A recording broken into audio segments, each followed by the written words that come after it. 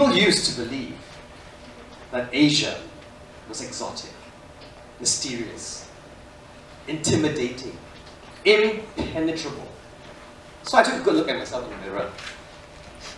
Exotic, mysterious, intimidating, impenetrable. And I thought to myself, where did I come from? Who am I? I'm Singaporean. I'm Chinese. What's my history like? So I did a little bit of research. I dug deep and I went, Singapore used to be a little Malay fishing village before the British decided to come and, invade us. And then they said, oh, let's turn it into a huge trading port. The Indians came, the Chinese came, they all stayed. And then we got all confused. That's our identity. Who are we? Where did we come from?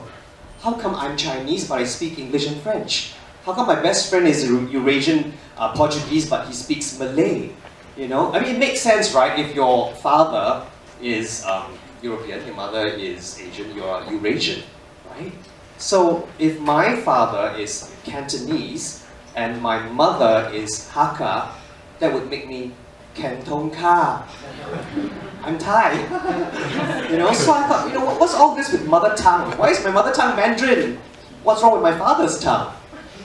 So I thought to myself, I have to find my roots. I dug deep into my ancestral roots. I climbed my ancestral tree.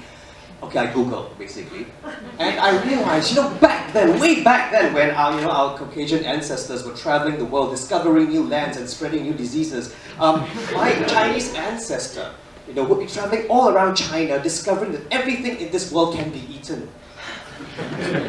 You name it, the Chinese will eat it. Bats, antlers, horns. My Chinese ancestor would climb some unforgiving cliff, see a couple of twigs joined together by bird spit. What does he do? He eats it.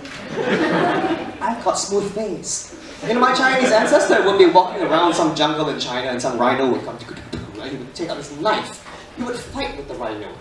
And he'd accidentally bite the rhino's horn. And then he would feel this urge to spend time with his girlfriend.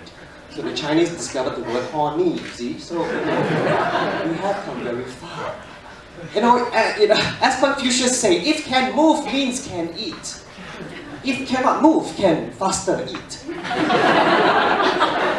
We go back down generations later, down my grandmother, I'm Cantonese, and my grandmother was like, Hossan, Hossan, you've got sports day tomorrow. You must drink double-boiled frog's leg soup. Okay, why do Cantonese double boil everything? You boil once, you forgot, you boil again. Anyway, so great.